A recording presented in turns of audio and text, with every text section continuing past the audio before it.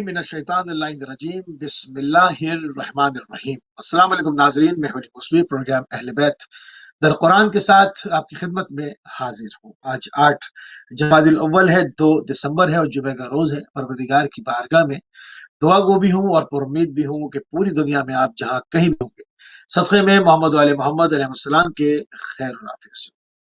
ناظرین، آپ کو ہمارے پروگرام کے فارمیٹ کا علم ہے، ہم اس میں آلٹرنیز جو ہے وہ پروگرام لے کر آتے ہیں، ایک ہفتہ چھوڑ کے جو ہماری ایک سیریز چل رہی ہے اصحاب پیغمبر کی، اس میں ایک ہفتے کا گیپ ہوتا ہے اور ایک ہفتے میں ہم احکام دین، فلسفہ دین، ان تمام چیزوں کو آپ کی خدمت پیش کرتے ہیں۔ آج جو ہے وہ آج باری ہے فلسفہ دین کہ فلسفہ دین کو بیان کیا جائے، اور فلسفہ دین میں ہم بہت ساری چیزوں کو جو ہے وہ بہت سارے سوالات کو جو کہ آپ کے اذہانوں میں اور ہمارے نوجوانوں کے اذہانوں میں پیدا ہوتے ہیں، ان کے تشفی آمیز جو ہے وہ جواب آپ کی خدمت میں ارسال کی جائیں۔ ہمیشہ کی طرح اس کے اوپر بات کرنے کے لیے ہمارے ساتھ موجود ہے آپ کی ہر دل عزیز شخصیت جناب آیت اللہ سید نسیم عباس نجوی صاحب نجف اشرف عراق سے۔ قبلہ آپ کو پروگرام میں خوش آمدید کہیں گے اور آپ کی خدمت میں سلام عرض کریں گے۔ علیکم السلام ورحمۃ اللہ وبرکاتہ۔ سلامت رہیں موسی صاحب، سلامکم اللہ۔ جزاک اللہ قبلہ، جزاک اللہ۔ تھوڑی سی تمہیدی گفتگو کے ساتھ پروگرام کو ہمیشہ سے آغاز کیا جاتا ہے، اور جہاں پر انسانیت کے شروع کی بات کی جاتی ہے کہ اب وہ اول جو ایک انسان تھا جہاں سے انسانیت نے فروغ پایا، شروع ہوا، تو وہاں پر یہ کہا جاتا ہے کہ نسل انسانی کو حوروں کے ذریعے سے آگے بڑھایا گیا، کیونکہ اولاد آدم آپس میں بہن بھائی کے رشتے میں تھے۔ تو اس حوالے سے کیا ملتا ہے ہمیں حدیث میں؟ اعوذ باللہ من الشیطان الرجیم، بسم اللہ الرحمن الرحیم، الحمد للہ رب العالمین، والصلاة والسلام علی سید الانبیاء والمرسلین وعلی آلہ الطیبین الطاہرین۔ موسی صاحب، اصل میں کچھ آیات جو ہیں ان سے غلط کنسیپٹ لے کے، غلط مفاہیم لے کے بعض فرقوں میں ایک نظریہ قائم ہو گیا کہ نعوذ باللہ سابقہ ادوار میں جیسے کہ آدم علیہ السلام کی اولاد کے حوالے سے انہوں نے یہ نظریہ دیا کہ نعوذ باللہ بہن بھائی کا نکاح جائز تھا، حالانکہ یہ بہت غلط بات ہے۔ خدا نے جو چیزیں حرام قرار دی ہیں، خصوصاً بعض چیزوں کی حرمت جن کی ذاتی ہے جیسے شراب ہے یا اور کچھ چیزیں ہیں، وہ ہمیشہ ہر شریعت میں حرام رہی ہیں، اور خصوصاً یہ جو نظریہ کچھ لوگوں نے دیا جہالت کی بنیاد پہ، اس کی سبب اور ریالٹی اور ریزن یہ تھی کہ لوگوں نے حسبنا کتاب اللہ کہا کہ اللہ کی کتاب کافی ہے، اور ہر کتاب انسان معلم اور استاد اور ٹیچر کے بغیر نہیں سمجھ سکتا۔ بعض کتابیں ہوتی ہیں کہ جس شخصیت کی طرف سے آئی ہیں اس شخصیت کی طرف سے معلم بھی ہو، کتاب خدا تھی تو معلم بھی خدا کی طرف سے ہونا چاہیے۔ بلکہ سورہ جمعہ کے اندر اللہ سبحانہ وتعالی نے یہ بات واضح کر دی، هو الذی بعث فی الامیین رسولا منہم یتلو علیہم آیاتہ ویزکیہم ویعلمہم الکتاب والحکمہ، کہ اللہ نے ایک اپنا ایسا حبیب بھیجا کہ ان کا تزکیہ بھی کرتا ہے اور انہیں حکمت اور کتاب کی تعلیم بھی دیتا ہے۔ تو اس کا مطلب یہ ہے اس مقام پہ کہ خدا نے کتاب بھی بھیجی اور کتاب کے ساتھ معلم بھی اللہ کی طرف سے تھا۔ تو جب لوگوں نے باب مدینۃ العلم کو چھوڑ دیا، جب رسول خدا نے یہ فرمایا نا مدینۃ العلم والی بابھا من اراد العلم فلیات الباب، سنی شیعہ مصادر میں معروف حدیث ہے کہ میں علم کا شہر ہوں، علی اس کا دروازہ ہے، جو بھی علم لینا چاہتا ہے وہ دروازے سے آئے۔ تو لوگوں نے دروازہ چھوڑ دیا تو قرآن کیسے سمجھ آئے ان کو جب دروازے سے علم لیے ہی نہیں؟ اتنی سیاہ ستہ دیکھ لیں، بخاری کو دیکھ لیں کہ مولا علی جو باب مدینۃ العلم ہے، جن کے ذریعے سے رسول کا سارا علم لینا تھا، ان سے جب نہیں لیا بخاری میں مولا علی سے چاندہ حدیث کے علاوہ، تو پھر دیکھ اس طرح کے نظریات آئیں گے موسوی صاحب کے جو قرآن کے بھی خلاف ہیں، جو تمام شریعتوں میں ایسا نہیں ہے۔ تو اس حوالے سے میں بھی روایت پیش کرتا ہوں۔ جی موسوی صاحب۔ اچھا، اس روایت میں بھی امینڈمنٹ کی گئی نا کہ جہاں پر رسول خدا صلی اللہ علیہ وسلم نے فرمایا کہ میں علم کا شہر ہوں، علی اس کا دروازہ ہے، اب انہوں نے دروازے کے اوپر کہا کہ فلاں لوگ جو ہے وہ اس کی چھتیں ہیں اور فلاں، بھائی مطلب ہر شریف آدمی دروازے سے داخل ہوتا ہے، اب وہ چھت ہو یا کچھ بھی ہو، کوئی دیوار پھلانگ کے تو نہیں آتا. تو یعنی اس کو بھی، اس حدیث کو بھی، اس کو بھی نہیں چھوڑا گیا، اس کو بھی امینڈمنٹ کی گئی ہے. جی بالکل آپ صحیح کہہ رہے ہیں، شہر کی تو کوئی چھت ہوتی نہیں، یعنی اسی سے ہی سمجھ لیا جائے جیسے کہ حسن حسین سیدہ شباب اہل جنہ رسول خدا کی مشہور حدیث ہے، جنت کے جوانوں کے سردار ہیں، اس کا بھی انہوں نے گھڑ لیا ساتھ. یعنی وہ ہر بات میں جو اہل بیت کی شان میں تھی، جس کو نہیں چھپا سکے، جس کا انکار نہیں کر سکے، اس کے ساتھ انہوں نے اپنے فضائل گھڑ لیے گئے. تو یہ گھڑ فیکٹری تھی ایک زمانے میں، بنو امیہ کے زمانے میں، جو اہل بیت کے مقابلے میں لوگ تھے ان کے جھوٹے فضائل گھڑے جاتے تھے، اس پہ ان کو انعامات ملتے تھے، اور اہل بیت کے فضائل بیان کرنے پہ گردن اڑائی جاتی تھی. پھر بھی دیکھیں یہ اللہ کا لطف و کرم ہے کہ آج بھی تمام مکاتب فکر کی کتابوں میں وہ فضائل پہنچے ہیں قرآن و حدیث کی روشنی میں. تو وہ روایت میں آپ کی خدمت میں اچھا، پیش کر رہا ہوں. جی موسی صاحب. 25 دیکھیں، بنو امیہ تک تو معاملہ کافی دور کا ہے. دوسری خلافت میں ہی 25 سال کے لیے حدیث بیان کرنے پر بینڈ لگ گیا. اب جو 2 جنریشن چلی گئیں، وہ انہوں نے مولا ابی المومنین کے فضائل سنے ہی نہیں. انہیں کیا معلوم کہ رسول خدا نے حضرت علیہ السلام کے لیے کیا فرمایا تھا.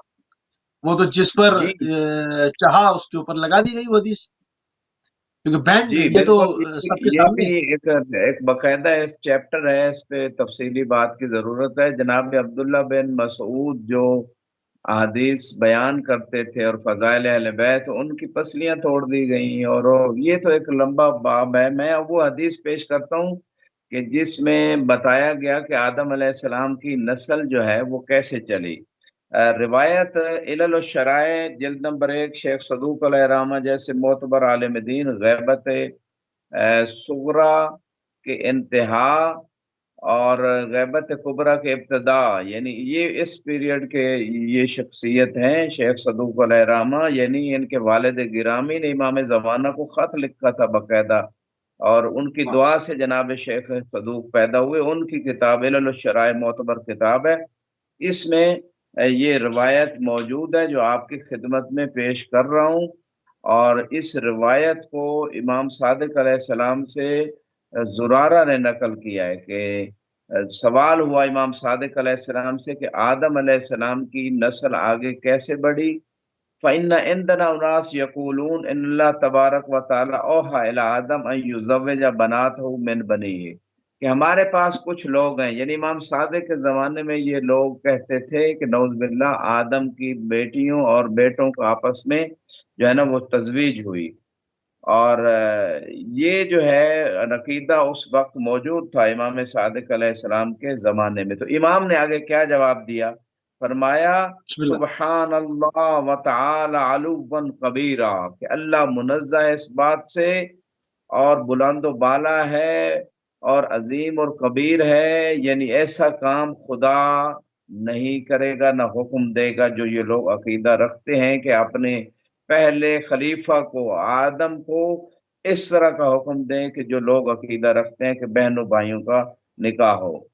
فرمایا یقول من یقول ھذا ان اللہ جعل اصل صفوت خلقہ و احبائی و انبیائی و رسلہ و وجوجہ والمؤمنین والمؤمنات والمسلمین والمسلمات من حرام. امام نے پہلا ایک نقضی جواب دیا اور فرمایا کہ جو یہ کہتا ہے کہ اس طرح کی بات کرتا ہے، تو کیا اللہ سبحانہ تعالیٰ نے اپنی جو مصطفیٰ بندے ہیں، جو محبوب ہیں، جو انبیاء ہیں، جو رسل ہیں، جو حجتیں ہیں، جو مومنین ہیں، مومنات ہیں، کیا ان کو حرام سے پیدا کیا، حرام سلسلے سے آگے بڑھائے؟ کیا ایسا ہو سکتا ہے خدا کی طرف سے؟ وَلَمْ يَكُنْ لَهُ مِنَ الْقُدْرَةِ مَا يَخْلُقُ مِنَ الْحَلَالِ، کہ اللہ اس بات پہ قادر نہیں تھا کہ اپنے ان محبوب بندوں کو حلال طریقے سے آگے بڑھائے اور ان کو خلق کرے حلال طریقے سے؟ کیا خدا اس بات پہ قادر نہیں ہے؟ حالانکہ قرآن کہہ رہے ہیں ان اللہ علی کل شیء قدیر، کہ خدا ہر چیز پہ قدرت رکھتا ہے. امام فرما رہے ہیں وَقَدْ أَخَذَ مِيثَاقَهُمْ عَلَى الْحَلَالِ وَالطُّهُرِ الطَّاهِرِ الطَّيِّبِ، اللہ نے تو ان سے عہد لیا تھا، حلال کا عہد لیا تھا، اور ان ہستیوں سے پاکیزگی اور طیب اور طہارت اور پاکیزگی کا عہد لیا تھا۔ واللہ میں نے، اور امام نے کچھ جانوروں کا بھی اس مقام پہ تذکرہ کیا، اور ایک پھر جو سلسلہ تھا آدم اور حوا علیہ السلام کا، اس کو بیان کرتے ہوئے مختلف روایتیں، یعنی بہت ساری روایتیں اس باب میں آئی ہیں۔ میں جو محل شاہد ہے وہ پیش کر رہا ہوں۔ لمبی روایت ہے، قال ان آدم علیہ السلام ولد لہ 70 بطنن، کہ آدم علیہ السلام کی 70 پشتیں پیدا ہوئیں، فی کل باطن غلام و جاریہ، اور ہر پشت میں ایک بیٹا اور کنیز اور دوسری بچی ہوتی تھی۔ الا ان قتل حابیل، یہاں تک کہ حابیل قتل ہو گئے اور قابیل نے قتل کیا۔ فلما قتل قابیل حابیل جزع آدم علیہ السلام علی حابیل جزعا، کہ جب قابیل نے اپنے بھائی حابیل کو قتل کر دیا تو آدم علیہ السلام بہت زیادہ غم زدہ رہے، بہت زیادہ جو ہے نا اسی پریشانی میں رہے، اور پھر یہ اولاد کا سلسلہ اس وقت منقطع ہو گیا۔ اس کے بعد پھر فرمایا فَوَهَبَ اللَّهُ لَهُ شِيشًا وَحْدَهُ لَيْسَ مَعَهُ ثَانٍ، یعنی ایک لمبے عرصے کے بعد پھر اللہ نے جناب آدم کو شیش بیٹا دیا، اور ان کے ساتھ کوئی اور بہن نہیں تھی پیدا ہوئی۔ یعنی شروع میں جڑوے بچے پیدا ہوتے تھے، ایک بیٹی اور ایک بیٹا، لیکن شیش علیہ السلام جو ہیں وہ اکیلے پیدا ہوئے۔ وَاسْمُ شیش ہبۃ اللہ وَهُوَ اول من اوصی الیہ من الآدمین فی الارض، اور شیش علیہ السلام کا جو ہے نام جو تھا وہ ہبۃ اللہ تھا، ذاتی نام یا صفاتی نام، اور یہ پہلے وصی ہیں، یعنی آدم علیہ السلام نبی کے پہلے وصی آدمیوں میں سے جناب شیش ہیں۔ پھر فرمایا ثم ولد له من بعد شیش یافس لیس معه ثان، شیش کے بعد جناب آدم کے ایک اور بیٹے پیدا ہوئے یافس، ان کے ساتھ بھی کوئی بیٹی پیدا نہیں ہوئی، نہ کوئی بیٹا پیدا ہوا۔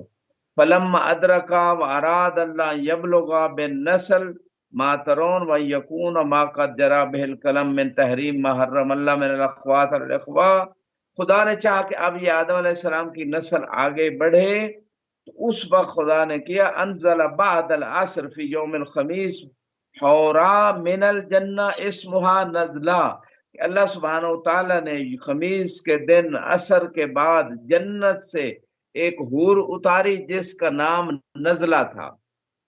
فامر اللہ آدم ان یزوجہا من شیث، اللہ نے حکم دیا کہ اس حور کا نکاح جو ہے وہ شیث پہلے جو وصی آدم علیہ السلام ان سے کیا جائے۔ فزوجہا منہ، آدم علیہ السلام نے اس حور کی تزویج جناب شیث سے اپنے وصی سے کی۔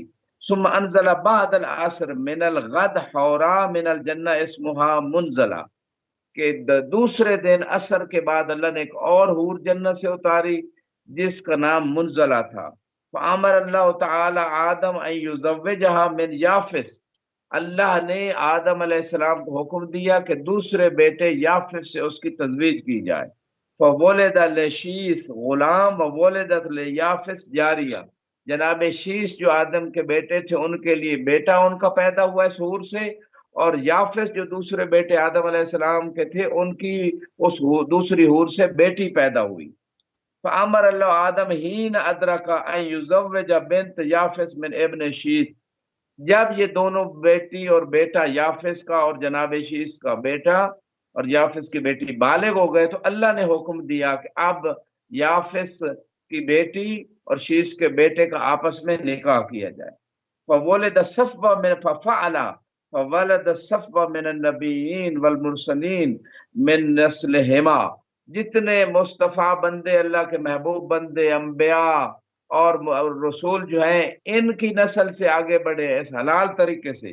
وَمَعَاذَ اللَّهِ يَكُونَ ذَلِكَ عَلَى مَا قَالُوا مِنَ الْإِخْوَةِ وَالْأَخْوَاتِ، اللہ کی پناہ مانگتے ہیں، امام نے کہا یہ جو قول لے کے بیٹھے ہوئے اور آج تک لے کے بیٹھے ہوئے ہیں، آگے اٹھا کے دیکھ لیں، آج تک وہی قول لے کے بیٹھے ہوئے ہیں کہ نعوذ باللہ بہن بھائی کا نکاح ہوا تھا، تو یہ وہ جہالت ہے کہ جس جہالت کا جو ہے وہ سبب یہی ہے کہ اہل بیت کا دروازہ چھوڑ دیا۔ جی مصری صاحب۔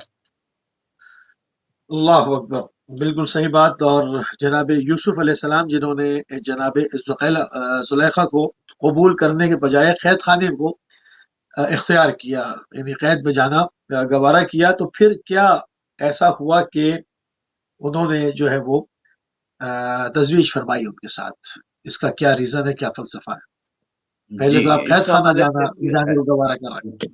ہاں جزاک اللہ، اس حوالے سے بھی روایت موجود ہے، میں آپ کی خدمت میں پیش کر دیتا ہوں. جناب یوسف علیہ السلام اور جناب زلیخا کا جو تذکر اور قصہ خدا نے قرآن میں بیان کیا ہے، اس کا فلسفہ بھی یہی ہے کہ دیکھیں جیسے بھی حالات ہوں، آپ خلوت میں ہوں یا جلوت میں ہوں، آپ کو خدا سامنے رکھنا چاہیے کہ خدا مجھے دیکھ رہا ہے، خدا مجھے سن رہا ہے، خدا میرے اعمال کو جانتا ہے، اور اس پہ کسی صورت میں کوئی کمپرومائز نہیں ہونا چاہیے. اور وہ عفت و طہارت جو ایک نبی کو بھی حاصل ہے اور نبی نے ایک سیرت بھی چھوڑی، اس قصہ جناب یوسف علیہ السلام میں یہ سب سے بڑی نصیحت ہے خدا کی طرف سے. اور بعض روایات میں کہ اگر کوئی شخص قدرت رکھتا ہو غلط کاری پہ اور خدا کے خوف کی وجہ سے نہ کرے، تو ایسا شخص معصوم فرماتے ہیں فرشتوں سے کم مقام نہیں رکھتا، یعنی خدا کی بارگاہ میں اس کا مقام فرشتوں کی طرح ہے، بلکہ بعض روایت میں فرشتوں سے بڑھ کے ہے. جیسے کہ کسی شاعر نے کہا، فرشتوں سے بہتر ہے انسان بننا، مگر اس میں لگتی ہے محنت زیادہ. ہم نے ایک پروگرام میں وہاں ایک روایت پیش کی تھی کہ فرشتوں سے بہتر انسان کیوں ہے، افضل کیوں ہے بعض انسان، سب انسانوں کی بات نہیں ہو رہی. تو معصوم نے جواب دیا تھا کہ اللہ نے فرشتوں میں فقط عقل پیدا کی ہے، جانوروں میں فقط شہوت پیدا کی ہے، اور انسان میں عقل اور شہوت دونوں رکھی ہیں. اگر انسان کی عقل، اس کی خواہشات نفسانی جو اس کے عقل اور شریعت کے مطابق نہیں ہے، اس پہ عقل غالب آ جائے تو یہ دیکھیں امتحان میں فرشتوں سے بھی بڑا امتحان تھا اس کا، چونکہ اس کے پاس دونوں قسم کی طاقتیں تھی، تو یہ فرشتوں سے افضل ہو جاتا ہے. اگر وہی انسان اپنی خواہشات نفسانی کو اپنی عقل پہ غالب کر لے تو جانوروں سے بدتر ہے. یہاں پہ جو آپ نے سوال کیا کہ جناب زلیخا نے یوسف. حالانکہ اتنے مصیبت پیدا کی، جناب یوسف علیہ السلام کو جیل میں کافی عرصہ گزارنا پڑا تاکہ ان کے عورتوں کو فتنے سے اور زلیخا کے فتنے سے بچ سکیں، تو اس کے باوجود پھر شادی کی ریزن کیا تھی؟ تو یہ روایت یہاں پہ بتا رہی امام صادق علیہ السلام تھے، استاذنت زلیخا علی یوسف علیہ السلام، کہ زلیخا نے جو ہے جب یوسف علیہ السلام حاکم بنے تو اجازت لی کہ ان سے ملاقات کرنا چاہتی ہے. فقیل الہا انا نکرہ ان نقدم بک علیہ لما کان منک الیہ، تو اس کو کہا گیا کہ ہم یہ بات پسند نہیں کرتے کہ آپ یوسف سے ملے، کیونکہ یوسف علیہ السلام کے خلاف جو کچھ آپ نے کیا ہے وہ بھی راضی نہیں ہے کہ آپ سے ملاقات ہو. قالت انی لا اخاف من یخاف اللہ، تو زلیخا نے کہا کہ جو خدا سے خوف کھاتا ہے وہ مجھ سے اسے خوف زدہ ہونے کی ضرورت نہیں. یعنی یوسف علیہ السلام کو خدا کا خوف ہے، تو پھر اگر میں ملاقات کر بھی لوں گی تو پھر خوف کرنے کی ضرورت نہیں کہ میں کوئی اور مکر کر لوں گی یا کوئی اور اس طرح کا مسئلہ ہو جائے گا. فلما دخلت قال لها یا زلیخا مالی اراکے کا تغیر لونک، یوسف علیہ السلام نے کہا کہ اے زلیخا، تو تیرے چہرے کا رنگ ہی بدل گیا ہے، تجھے کیا ہو گیا ہے؟ قالت الحمد للہ الذی جعل الملوک بمعصیتہم عبیدا وجعل العبید بطاعتہم ملوکا. زلیخا نے کہا اللہ کی حمد ہے کہ جس نے بادشاہوں کو غلام بنا دیا معصیت اور خدا کی نافرمانی کی وجہ سے، اور جو غلام تھا اس کو بادشاہ بنا دیا اللہ کی اطاعت کی وجہ سے. یعنی یہ ایک قیمتی نقطہ اس نے بتایا کہ یوسف علیہ السلام غلام کی صورت میں تھے، اس کو اللہ نے اللہ کی اطاعت کی وجہ سے بادشاہ بنا دیا. اور ہم ماشاء لوگ خود زلیخا شہزادی تھی یا بادشاہ تھے، دیکھیں وہ غلامی کی طرح ان کی حالت ہو گئی غلاموں کی طرح. تو یہ بات اس نے پہلی بات کی. قال اللہ ملذی دعاک یا زلیخا الی ما کان منک، یوسف علیہ السلام سے جب ملاقات ہوئی زلیخا کی تو جناب یوسف نے بھی پوچھا کہ کیا وجہ تھی کہ آپ نے یہ سارا کچھ کیوں کیا میرے خلاف اور کیوں اس طرح کا ہنگامہ کھڑا کیا؟ قالت حسن وجہ کا یا یوسف، کہ تو خوبصورت اتنا تھا، اس وجہ سے یا سارا فتنہ میں نے کھڑا کیا یا مجھ سے ہوا۔ فقال کیف لو رأیت نبیا یقال له محمد صلی اللہ علیہ وآلہ وسلم یکون فی آخر الزمان احسن منی وجہا واحسن منی خلقا واسمع منی کفا، تو اگر میرے حسن کو دیکھ کے یہ حالت ہوئی، تو اگر تو آخری زمانے کے نبی محمد صلی اللہ علیہ وآلہ وسلم کو دیکھ لیں، جن کا حسن بھی مجھ سے بہتر ہے، جن کی سخاوت بھی مجھ سے زیادہ ہے، اور جن کا اخلاق بھی مجھ سے بہتر ہے بہت زیادہ، تو تیری حالت کیا ہوگی؟ قالت صدقتا، تو زلیخا نے کہا جو تو نے یوسف فرمایا نا وہ سچ فرمایا ہے، کہ اس آخری نبی کی سخاوت، آخری نبی کا حسن، آخری نبی کا اخلاق بہت زیادہ بہتر ہے آپ سے۔ تو اس مقام پہ زلیخا نے جب تصدیق کی، قال وکیف علمت کیف علمت انی صدقت، یوسف علیہ السلام نے پوچھا کہ زلیخا تجھے کیسے پتا چلا کہ میں سچ بول رہا ہوں؟ قالت لأنک حین ذکرتہ وقع حبہ فی قلبی، کہ جب تو نے اس ہستی کا ذکر کیا آخر الزمان نبی محمد صلی اللہ علیہ وآلہ وسلم کا، تو اس کی محبت میرے دل میں آ گئی۔ فَأَوْحَى اللَّهُ عَزَّ وَجَلَّ إِلَى یوسف علیہ السلام، اللہ نے یوسف علیہ السلام کی طرف اس وقت وحی کی، إِنَّهَا قَدْ صدقت وإنی قد احببتها لحبها محمد صلی اللہ علیہ وآلہ وسلم، کہ یہ سچ بول رہی ہے دوسرا زلیخا، اور یہ رسول اسلام سے محبت رکھ رہی ہے، اور اس کی محمد مصطفیٰ صلی اللہ علیہ وآلہ وسلم سے محبت کی وجہ سے اللہ کہہ رہا ہے میں بھی اسے محبوب بنا رہا ہوں اپنا، اور میں نے اسے اپنا محبوب بنا لیا زلیخا کو۔ فآمرہ اللہ تبارک و تعالی یتزوجہا، چونکہ یہ رسول اسلام کی محبت اس کے دل میں آ گئی تھی، تو یہ اللہ کی محبوب بن گئی، تو اللہ نے پھر یوسف علیہ السلام کو حکم دیا کہ اب زلیخا سے آپ جو ہے نا تزویج کرو۔ تو یہ وہ راز تھا، یعنی ساری دنیا اگر مختصر کہہ دوں، ان کی دنیا و آخرت کے کمالات، کامیابیاں، ان کی مشکلات کا حال محمد و آل محمد کے صدقے میں ہے، کیونکہ یہ وہ ہستیاں لولا کا لما خلقت الافلاق، اگر آپ نہ ہوتے میں کائنات کو خلق ہی نہ فرماتا۔ جی مصری صاحب۔ سبحان اللہ، بہت خوبصورت طریقے سے جناب یوسف علیہ السلام کے قصے کو آپ نے جو ہے وہ قرآنی قصہ ہے اس کو کھولا، اس کی شرح فرمائی۔ اب بڑھتے ہیں جناب موسیٰ علیہ السلام کے زمانے میں۔ فرعون نے حضرت موسیٰ علیہ السلام کو قتل کرنے کا مصمم ارادہ کیا، مگر اس ارادہ کرنے کے باوجود وہ آپ کو قتل نہ کر سکا، نہ کروا سکا۔ ایسا کیوں کر ممکن ہوا؟ کیونکہ اس کی حکومتی مشینری اور زمینی طاقت، جس کو ہم گراؤنڈ ریئلٹی کے حساب سے دیکھیں تو وہ کافی تھی۔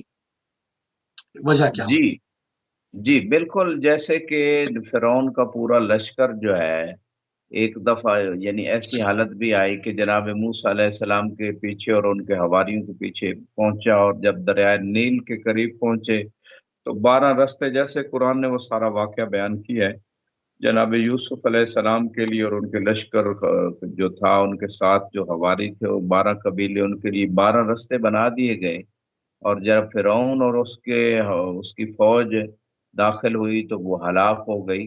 ایک تو یہ واقعہ قرآن میں جس طرح موجود ہے، اور یوسف علیہ السلام جو ہیں، موسیٰ علیہ السلام جو ہیں، وہ ایک ایسا زمانہ بھی تھا کہ اپنے ایک چاہنے والے کی نصرت کرتے ہوئے جو مخالف تھا ان کے چاہنے والے کے خلاف وہ لڑ رہا تھا، وہ موسیٰ علیہ السلام کا مکہ جب ان کو اس بندے کو لگا، قرآن میں یہ بھی واقع ہے، تو وہ دنیا سے مفارقت کر گیا، اور موسیٰ علیہ السلام اس علاقے کو چھوڑ کے چلے گئے مدائن کی طرف، اور جناب شعیب علیہ السلام کے علاقے میں۔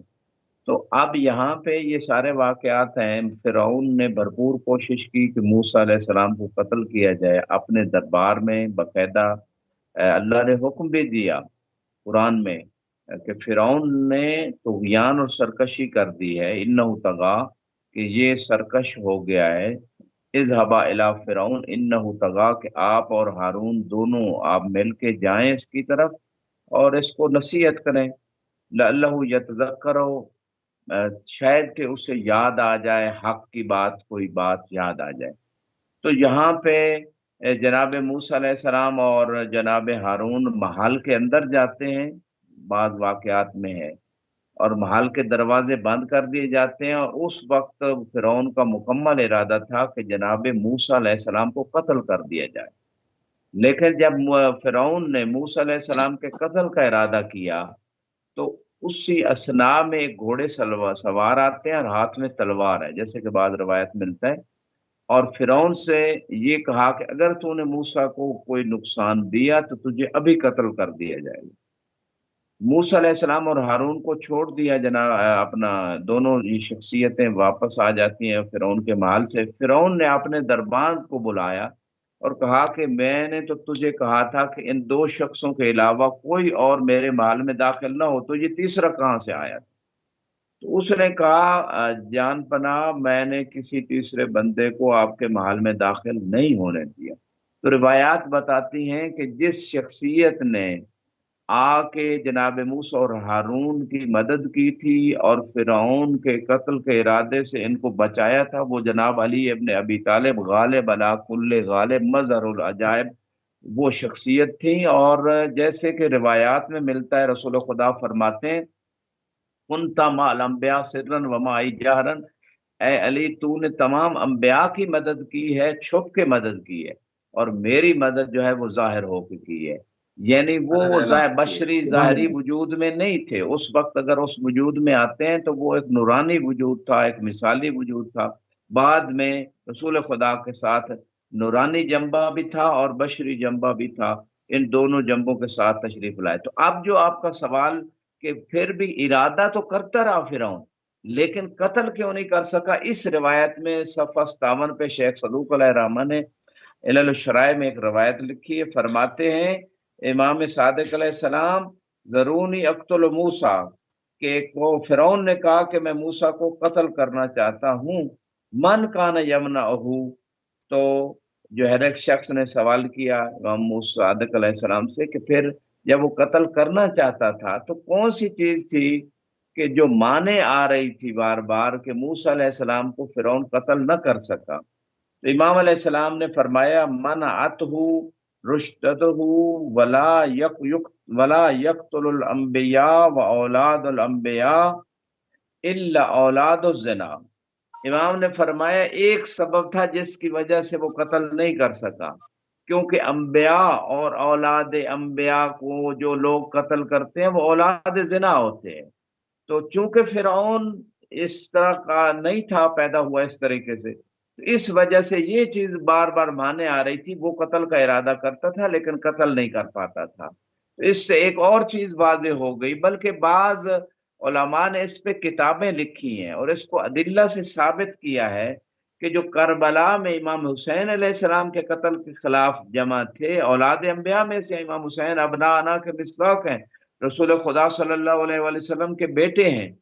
تو جو بھی یہ معصوم ہستیاں ہیں، ان کے قاتلوں کے بارے میں اگر تحقیق کی جائے اور علماء نے کی ہے، کوئی بھی ان میں سے حلال زیادہ نہیں ہے۔ اور اسی طرح کربلا میں جو جمع ہونے والے لوگ تھے امام حسین علیہ السلام کے خلاف، ان کے بارے میں بھی یہی ثابت ہوا کہ وہ اولاد حلال نہیں تھے۔ جی موسی صاحب، یعنی جناب محسن کے قتل سے شروع کریں پھر گننا اس کے بعد؟ تو بات میں یعنی ایک عمومی بات کر رہا ہوں کہ جتنے بھی انبیاء اور اولاد انبیاء اور ائمہ علیہ السلام کے قاتل ہیں، کیونکہ خود امام حسین علیہ السلام کے قتل کے لیے آخری جو مرحلے میں قاتل تو بہت تھے، لیکن جو آخری وقت میں سر جدا کرنے کے لیے جو لوگ آگے بڑھتے تھے، تو امام علیہ السلام جو ہے وہ بعض کو دیکھ کے کہتے تھے کہ یہ میرا قاتل نہیں ہے۔ تو پھر جو ہے آخر میں جو شخص آتا ہے تو فرمایا میرے جد نے مجھے خبر دی تھی کہ تو ہی میرا قاتل ہے۔ وہ یہ یعنی بہت ساری چیزیں، یعنی جس طرح کے ابن ملجم کو امام امیر المومنین نے میسم کی دکان پہ بیٹھ کے جب یہ گزر رہا تھا تو میسم کی دکان سے یہ گزرا تو امام نے فرمایا کہ مسجد جایا کر، اور میسم سے کہا کہ یہ میرا قاتل ہے، اور اسے کہا کہ تیری ماں نے خاص حالت میں جو ہے نا یہ ہوا اور تجھے خبر بھی دی تھی، یعنی خود اپنے قاتل کو بتا رہے ہیں کہ تیری ماں نے تجھے خبر دی تھی کہ تو کیسے پیدا ہوا۔ تو میسم نے کہا کہ آپ اسے قتل کیوں نہیں کر دیتے؟ تو امام نے فرمایا ابھی اس نے جرم نہیں کیا، میں اس کو پہلے سزا کیسے دوں؟ تو یہ ساری چیزیں جو ہے نا بہت سارے اس طرح کے واقعات ہیں، یہ الگ اچھا، موضوع ہے، اس یہاں پہ پر اگر مولا کوئی امیر المومنین نے اس کو سزا نہیں دی اس لیے کہ اس نے جرم نہیں کیا، مگر جب ہم وہاں دیکھتے ہیں کہ جناب موسیٰ علیہ السلام نے ایک بچے کو قتل کیا تو اس کی کیا وجہ بنتی ہے؟ کیونکہ معصوم تو دونوں ہیں۔ جی جی بالکل، بہت اچھی بات کی۔ اس حوالے سے میں تو سب سے پہلے تو بات یہ کروں گا، ایک یعنی کہ موسیٰ علیہ السلام اور خضر علیہ السلام کا جو قصہ قرآن کے اندر موجود ہے، اس کے اندر بہت سارے لیسنز ہیں، بہت سارے دروس ہیں، بہت ساری نصیحتیں ہیں کہ موسیٰ علیہ السلام ایک اولو العزم نبی ہیں، اور خضر علیہ السلام کے بارے میں اگرچہ اختلاف ہے، لیکن بعض محققین کے نزدیک جو ہے خضر علیہ السلام بھی نبی تھے، تو کچھ خاص علم تھا جو خضر علیہ السلام سے موسیٰ علیہ السلام سیکھ رہے تھے۔ تو اس سارے واقعے میں یعنی ایک نصیحت تو یہ ہے کہ انسان کا جتنا بھی مرتبہ ہو، جتنا بھی مقام ہو، علم آگے انسان سیکھتا رہے، اپنے علم کو بڑھاتا رہے، کمالات اپنے اس میں اضافہ کرتا رہے۔ حتیٰ رسول خدا صلی اللہ علیہ وآلہ وسلم کو یہ حکم ہوا قل رب زدنی علما، کہ اے میرے حبیب آپ اللہ سے یہ دعا کریں کہ اے میرے رب میرے علم میں اضافہ فرما۔ تو یہ علم میں اضافہ جو مخلوق میں سب سے زیادہ بڑے عالم جس شخصیت کا نام ہے وہ رسول خدا ہے، لیکن پھر بھی صلی اللہ علم علیہ اضافے کی بات ہو رہی ہے، تو اس وسلم۔ صحیح۔ رسول کے ماننے والے آج دنیا میں دین کے علم سے بھی اکثر لوگ ناشنا ہیں، اور دنیاوی ٹیکنالوجی کے علم میں بھی پیچھے ہیں۔ یعنی اس امت کا اب کیا کہنا کہ جس کے رسول کو اللہ یہ کہہ رہے کہ اور علم مانگے، جو کائنات میں سب سے زیادہ علم رکھنے والے ہیں۔ تو بات یہاں پہ یہ ہو رہی ہے کہ جناب موسیٰ علیہ السلام سیکھنے کے لیے خضر علیہ السلام سے ایک سفر کیا، ان کے ساتھ کچھ واقعات، ایک سفینہ، ایک کشتی کے اندر جناب خضر نے سوراخ کیا، تو موسیٰ علیہ السلام نے اعتراض کیا کہ آپ نے کشتی کے اندر سوراخ کیوں کیا؟ بعد میں وجہ بتا دی گئی ان کو، اور پھر ایک دیوار بھی گر گئی تھی، اس کو جناب موسیٰ اور خضر علیہ السلام نے کھڑا کر دیا بغیر اجرت کے، پھر کہا کہ بغیر اجرت کے اس کو کیوں کھڑا کر دیا؟ اور پھر یہ بچے کا جو واقعہ ہوا، اس پہ بھی جناب موسیٰ علیہ السلام جو ہیں وہ خضر علیہ السلام نے یہ کیا تھا۔ موسیٰ علیہ السلام نے یہ پوچھا تھا کہ یہ ایک بچے کو آپ نے ایسا کیوں قتل کر دیا؟ تو یہ تینوں جو واقعات ہوئے، اس میں کچھ سمجھانا یہ تھا نسلوں کو، انسانوں کو، اور جناب موسیٰ علیہ السلام کو بھی یہ بات بتائی گئی کہ کچھ حکمتیں ہیں، کچھ مصلحتیں ہیں بندوں کے لیے، انسانوں کے لیے، جو خدا بہتر جانتا ہے، جو انسان کے حق میں جو خدا کر رہا ہے وہ بہتر کر رہا ہے، اس پہ انسان کو راضی رہنا چاہیے۔ اصل میں درس یہ ہے اس میں، اور بہت ساری ہماری زندگیوں میں، انسانوں کی زندگی میں ایسی پیچیدگیاں، ایسے مسائل آتے ہیں، ہم راضی نہیں ہوتے، اور حالانکہ اسی میں ہماری مصلحت ہوتی ہے، دنیا کے اعتبار سے، آخرت کے اعتبار سے۔ پھر جناب خضر علیہ السلام نے موسیٰ علیہ السلام کو بتایا کہ کشتی میں اس لیے سوراخ کیا کہ پیچھے بادشاہ آ رہا تھا، سارا قصہ قرآن کے اندر موجود ہے، اور وہ کشتیاں لے رہا تھا ظلمن، یہ مساکین غریب لوگ تھے، ان کے روزی روٹی کا وسیلہ تھا، لہذا ہم نے عیب دار کیا تاکہ ان کی کشتی نہ لے کے جا سکے، اور پھر دیوار کو اس لیے کھڑا کیا کہ یہ ان کے آبا میں سے کچھ علماء تھے، اور ان کا یہ بچے یتیم جو تھے، ان کا خزانہ تھا اس دیوار کے نیچے، اور ان کے آبا و اجداد نے رکھا تھا، اور ان کو معلوم نہیں تھا اگر دیوار گر جاتی وہ خزانہ ضائع ہو جاتا، اس لیے دیوار کھڑی کر دی۔ تو وہ خزانہ روایت بتاتی کس چیز کا تھا کہ اس خاندان، یہ جو بچے تھے، ان کی نسل میں کوئی عالم دین گزرا تھا، اور وہ علم کا خزانہ تھا، تاکہ وہ ضائع نہ ہو جائے۔ دیکھیں بعض روایات میں کہ عالم دین کی 7 نسلوں میں خدا نظر رحمت کرتا ہے، تو 2 انبیاء سے مزدوری کروائی، یعنی کام کروایا کہ 2 یتیم بچوں کا وہ علم کا خزانہ محفوظ ہو جائے۔ اب آپ کے سوال کی طرف کہ وہ خضر علیہ السلام نے جس بچے کو جو ہے نا وہ قتل کر دیا تھا، اس کے بارے میں جو روایت ہے وہ آپ کی خدمت میں پیش کر دیتا ہوں، اور اس میں بھی یہی فلسفہ تھا اس مقام پہ کہ خضر علیہ السلام نے کیوں ایسا کیا۔ اصل میں وہ بچہ جو تھا، قرآن میں واقعہ موجود ہے، وہ بچہ اپنے والدین کے لیے باعث اذیت، باعث ذلت اور ندامت کا باعث بننے والا تھا، تو خدا نے چاہا اس بچے کو دنیا سے رخصت کر دیا جائے، اچھا، اور بننے اس والا کے تھا نا بچے میں قبلہ، ایک بنا تو بچہ، نہیں تھا؟ جی بننے والا تھا نا، بنا تو نہیں تھا نا؟ جی बिल्कुल बनने वाला था ना। बिल्कुल। जी, आपने तो फिर सही उसकी सवाल किया सजा। इस मकाम पे। मैं ये कहना चाहता हूँ कि खुदा जो है ठीक है, ज़ाहिरी तौर पे तो जायज़ नहीं है ऐसा करना। इसलिए मूसा अलैहिस्सलाम ने बार-बार एतराज़ भी किया कि ज़ाहिरी तौर पे तो आप खिलाफ़ शरीयत जा रहे हो, खिलाफ़ अक़ल जा रहे हो। लेकिन इसमें फ़लसफ़ा यही है कि कुछ चीज़ें जो हक़ाइक़ हैं वो खुदा जानता है, बंदों को यही समझाना है कि कुछ काम अगर वक़्त से पहले किसी को मौत आ जाए, कत्ल ना भी किया जाए, बहुत सारे बच्चे फ़ौत हो जाते हैं। वालिदैन परेशान होते हैं, वालिदैन जज़ा-फ़ज़ा करते हैं कि अब हम क्या करें? शिकवा बाज़ औक़ात खुदा की तक़दीर और क़ज़ा पे होता है। खुदा ये समझाना चाहता है कि खुदा ने जो फ़ैसला किया होता है बंदे के हक़ में, वो बेहतर होता है, उस पे राज़ी होना चाहिए। और उस बच्चे के बदले में खुदा ने एक नेक बच्चा अता किया, पहले भी अता कर सकता था, लेकिन इसमें सही है, एक मगर फिर फ़लसफ़ा यहाँ है, पर इसमें एक मसलहत है, सकीफा पे भी हिकमत है, हम एक दर्स है। जी, मुंशी साहब। सकीफा पे भी हमला करके सब तबाह कर देना चाहिए था फिर तो। बहरहाल खैर, आप यहाँ पर आप इसकी तौजीह जो है वो बयान कर रहे हैं, वरना ये कि जब तक जुर्म नहीं, जब तक कत्ल नहीं, क्योंकि मौला बिन मोमिन ने इब्न मुलजिम को, मलून को इसी के ऊपर छोड़ा। अब यहाँ पर खुदा की मर्जी जो है वो आपने बयान फरमाई और उसको खोल के बयान किया। थोड़ा सी बात को क़िबला आगे लेकर बढ़ते हैं। हज़रत यूनुस अलैहिस्सलाम का मछली के पेट का जिक्र आता है कि आप मछली के पेट में जो है वो चले गए थे। उसकी वजह क्या है, इल्लत व गायत क्या थी उसकी?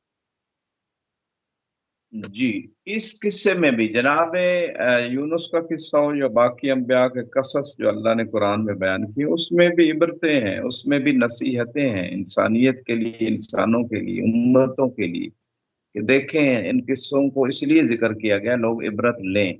जनाब यूनुस अलैहिस्सलाम की कौम जब बाज़ नहीं आई और अल्लाह और उस वक़्त के रसूल की इताअत नहीं की, तो साबका उम्मतों पे ये होता था कि उन पे अज़ाब नाज़िल हो जाता था। इज्तिमाई अज़ाब, पूरी कौम की कौम मिट जाती थी और रसूल खुदा सल्लल्लाहु अलैहि वसल्लम ऐसे रहमतल लिल आलमीन बन के आए कि खुदा ने इज्तिमाई अज़ाब इस उम्मत पे यानी मस्ख़ हो जाना, सारी कौम का ख़त्म हो जाना, इस सूरत में अज़ाब नाज़िल नहीं किया।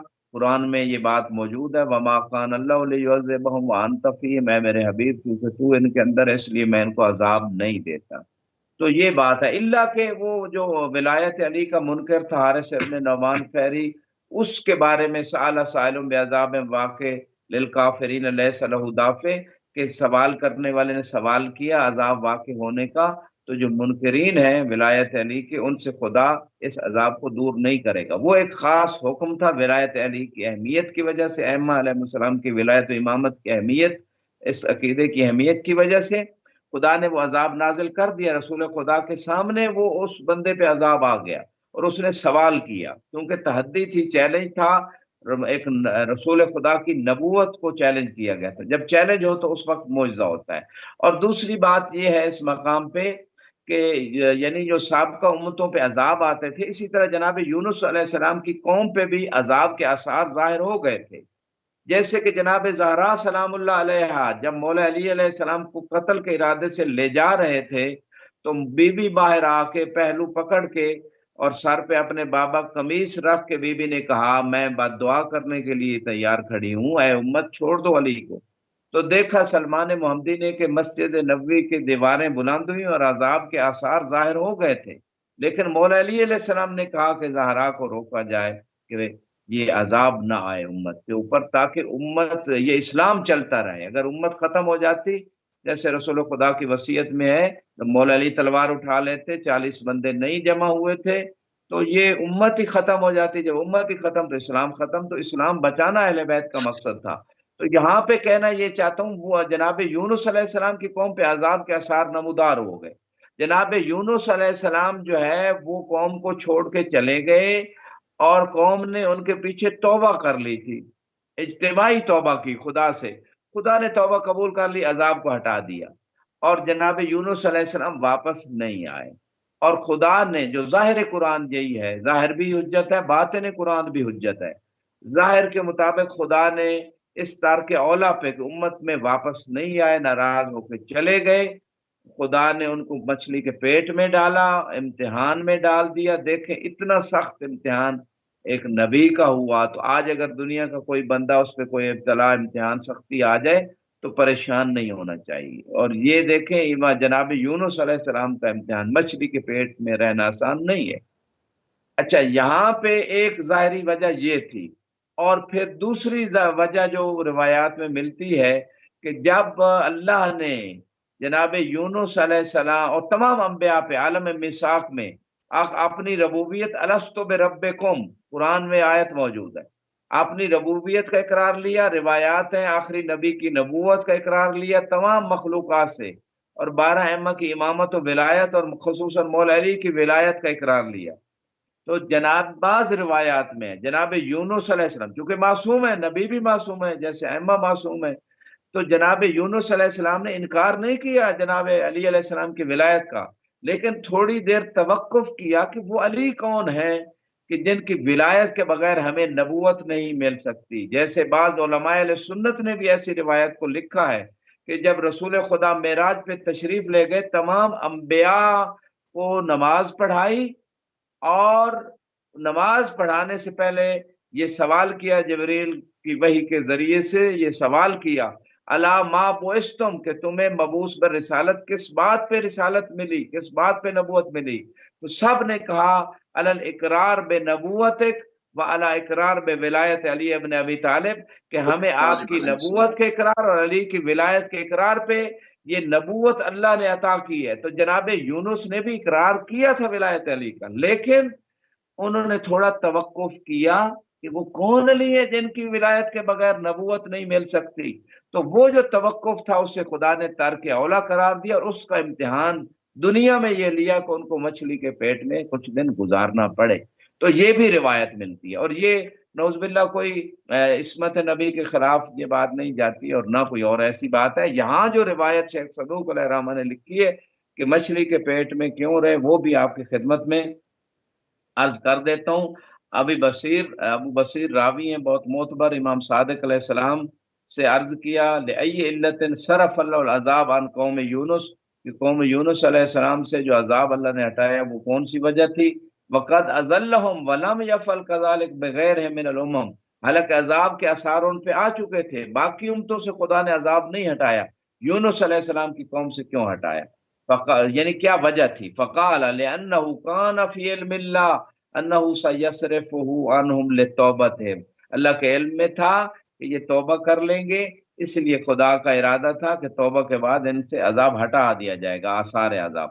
وانما ترک اخبار یونس بذلک لانہ اراد ان یفرغہ لعبادتہ فی بطن الحوت، اور یونس علیہ السلام کو یہ خبر نہیں دی کہ عذاب ہٹا دینا ہے تاکہ اس سے فراغت ملے کہ بطن حوت علیہ السلام میں اللہ کی عبادت ہی میں مشغول رہیں اور کسی کام میں مشغول نہ رہیں۔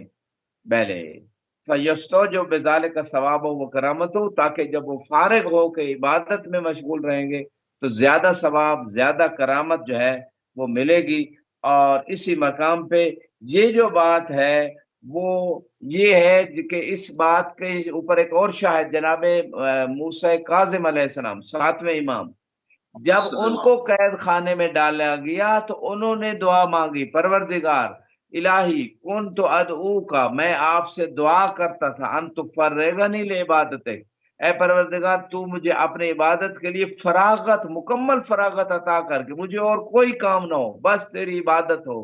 فقد فعلت، تو نے ایسا کر دیا، ولک الشکر، اے پروردگار اس نعمت پہ میں تیرا شکریہ ادا کرتا ہوں کہ تو نے مجھے قید خانے میں فراغت عطا کی۔ اور جتنی عبادت امام موسیٰ کاظم علیہ السلام نے کہ صبح کی نماز کے بعد سجدے میں سر رکھتے تھے اور پھر زوال کے وقت ظہر کی نماز کے لیے سجدے سے سر اٹھاتے تھے، اتنے لمبے سجدے، اتنی لمبی عبادت کی امام موسیٰ۔ تو یہ وہ ہستیاں ہیں جو مصیبت کو نعمت سمجھتی ہیں، یہ اولیاء اللہ کا وتیرہ رہا ہے کہ مصیبت کو نعمت سمجھتی ہیں اور خدا کے مزید قرب کا ذریعہ سمجھتی ہیں۔ جی موسوی صاحب۔ سبحان اللہ، سبحان اللہ، سبحان اللہ۔ تھوڑی سی کچھ چیزیں اور جو فلسفہ دین کے اندر ہے، کچھ علت و غایت چیزوں کی بیان ہو جائے۔ مثلا مومن سے کافر اور کافر سے مومن پیدا ہوتے ہیں بعض جگہ، یہ دیکھا گیا، اس کی وجہ کیا ہے؟ جی قرآن میں بھی اللہ نے کیونکہ ذکر عموماً کیا ہے۔ کفار کی یہاں، برے آدمی کی یہاں کوئی مومن پیدا ہو جائے تو اس پہ تو وہ نہیں ہے، مگر اگر کوئی مومن کیا کافر پیدا ہو جاتا ہے تو لوگ ماں باپ کی طرف بری نگاہوں سے دیکھتے ہیں۔ کیا تربیت کی ہے صاحب، پتہ نہیں کیسا پیسہ کمایا تھا، یہ کیسی اولاد پیدا ہو گئی، تو اس کے فلسفے پہ ذرا بات ہو جائے۔ جی اس حوالے سے میں اتنا کو قرآن بھی ذکر کر رہا ہے کہ خدا حی جیسے مردے کو نکالتا ہے اور مردے سے زندہ کو نکالتا ہے، یہ تو ظاہر قرآن ہے۔ باطن میں یہ ہے کہ اس آیت کا مطلب یہ ہے کہ خدا مومن سے کافر کو، منافق کو پیدا کر دیتا ہے، اور وہ منافق کو کافر سے مومن کو پیدا کر دیتا ہے۔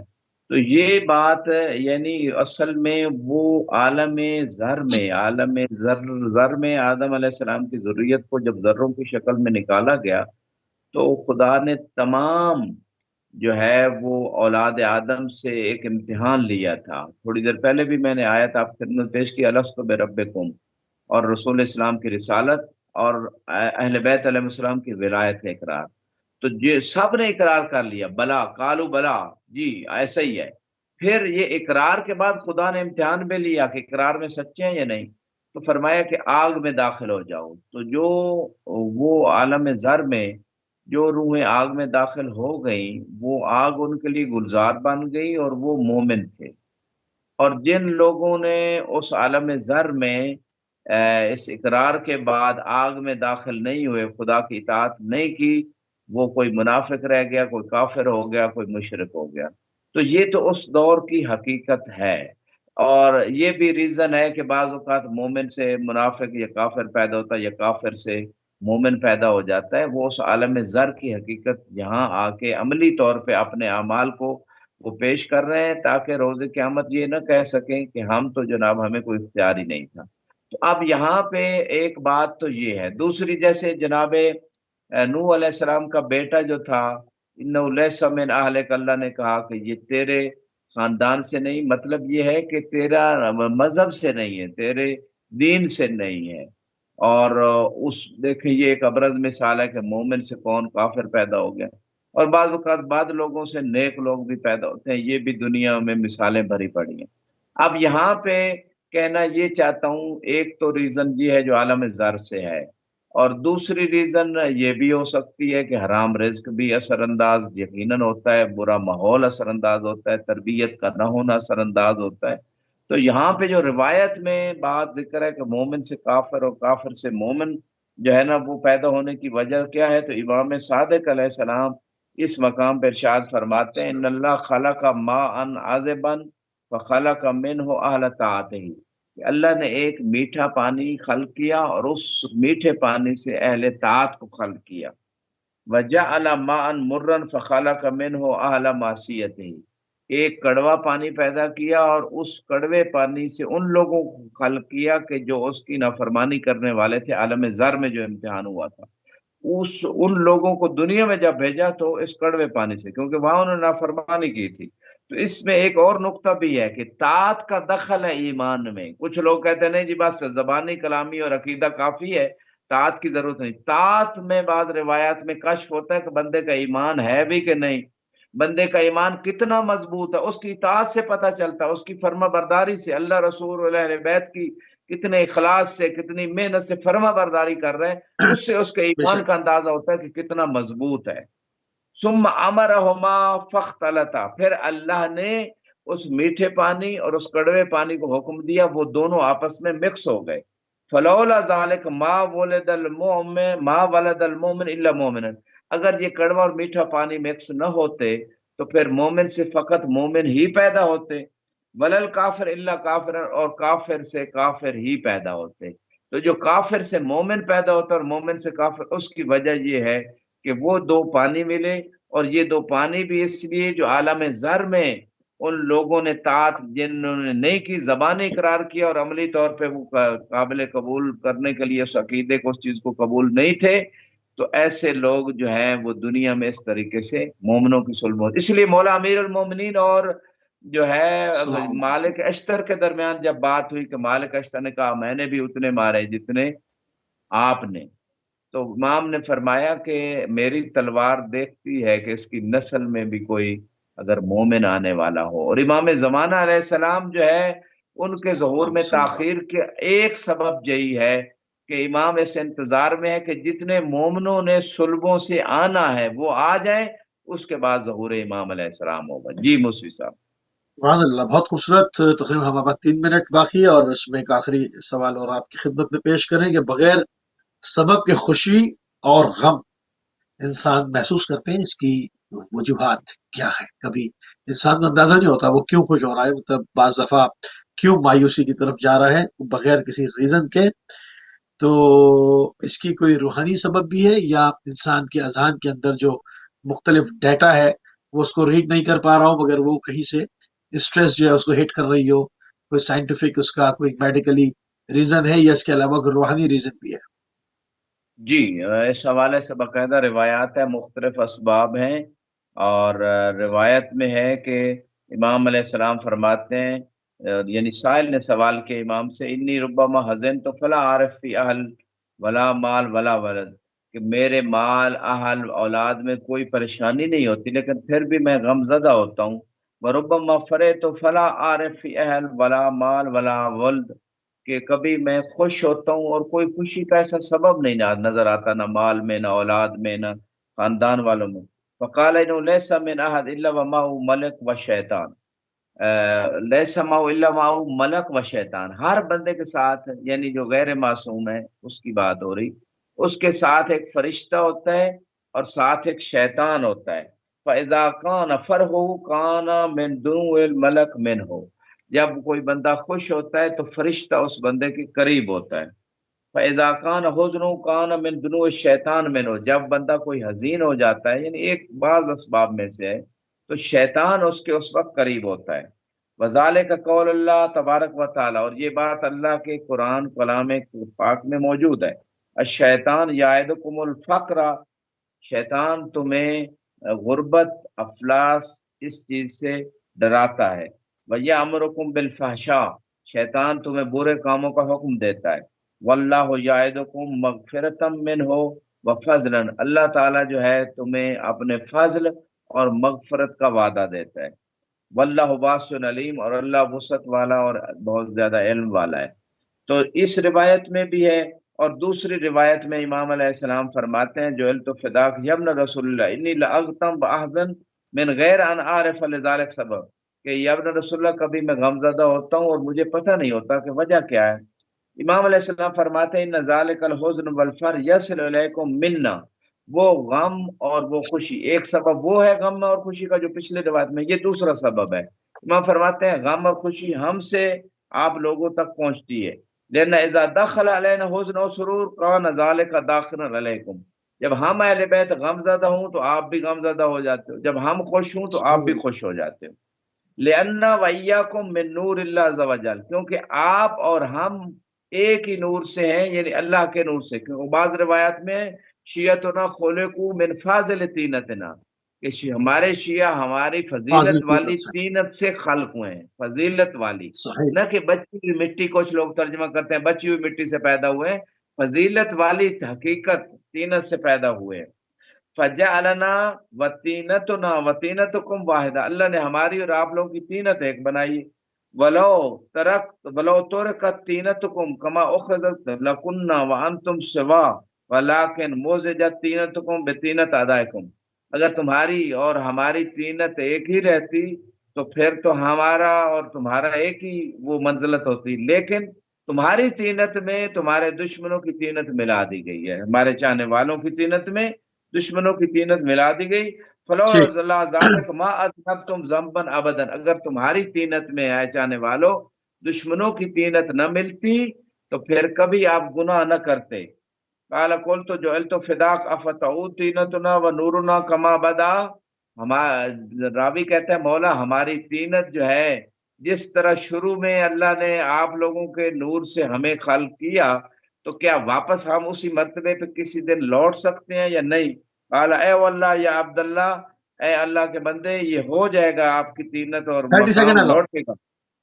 جی، تو یہ ساری بات امام نے کی، اور آخر میں امام نے ایک تشبیہ دی اس مقام پہ اور فرمایا یوم القیامہ ہم بھی شفاعت کریں گے، آپ بھی شفاعت کریں گے، ہمارے چاہنے والے آپ کی شفاعت بھی قبول ہوگی، اور فیدخل احباء الجنہ و اعداء النار، اور آپ لوگوں کی شفاعت سے اللہ تعالیٰ جو ہے نا دوستوں کو، جو آپ کے دوست ہوں گے ان کو جنت بھیجے گا اور آپ کے دشمنوں کو جہنم بھیجے گا. جی مفتی صاحب صحیح. سلامت رہے. جزاک اللہ قبلہ، جزاک اللہ. انتہائی مشکور ہیں اور انتہائی ممنون ہیں کہ ایک مرتبہ آپ نے پھر اپنا قیمتی ٹائم اہل بیت ٹی وی کو دیا. ناظرین، فلسفہ دین کے اوپر جو وہ سوال عموماً جو ہمارے نوجوانوں کے اذہان میں پیدا ہوتے ہیں، پوری کوشش کی اپنے وقت میں رہتے ہوئے سے زیادہ ان سوالوں کے جوابات آپ کی خدمت عالیہ میں پیش کی جائیں. انشاءاللہ اگلے جمعے کو جو ہے وہ اصحاب پیغمبر کی باری ہے اور انشاءاللہ اس کے اوپر ایک نئے ٹاپک کے ساتھ ایک نئے صحابی کا ذکر ہوگا انشاءاللہ. جب تک آپ سے اجازت چاہتے ہیں ہماری